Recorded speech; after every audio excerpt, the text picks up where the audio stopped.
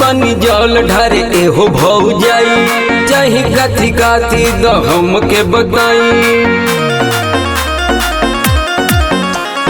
जात बानी जल ढारे एहो भौजाई, चाहे काथी काथी द हमके बताई।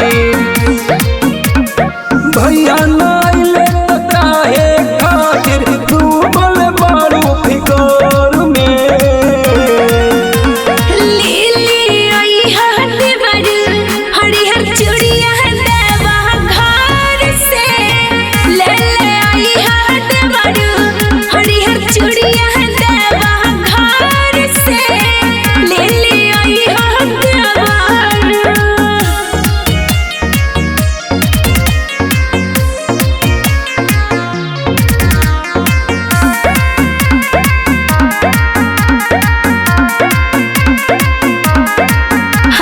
कहनी जवन बतिया देवर तू भूल जाइया, जाना हो ना हो खेता लिखला धर पापिया कालम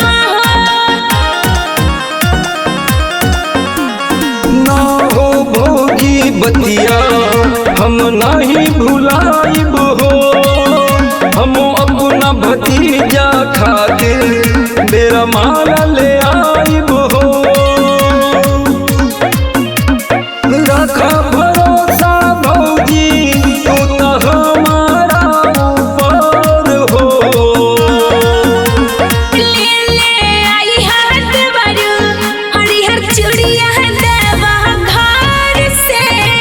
ले आई हाथ बरू हरिहर चूड़िया देवा घर से। ले आई हाथ बरू।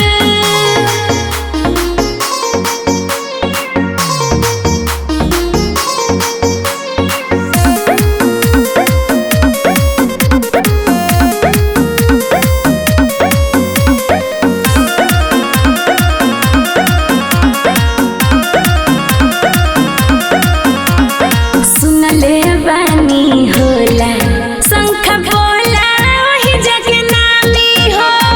ले आई ह धनंजय ऊ होई तोहर निशानी हो। संग ही बाड़े भौजी राइट रंजन मुकेश हो। सबो समन वाले आइब जवन जवन करबू आदेश हो। ले आइब परसादी बटी गाँव नगर में। अरे ले आई हाथ बरू हरिहर चूड़िया देवा घर से। ले आई हाथ बरू हरिहर चूड़िया देवा घर से।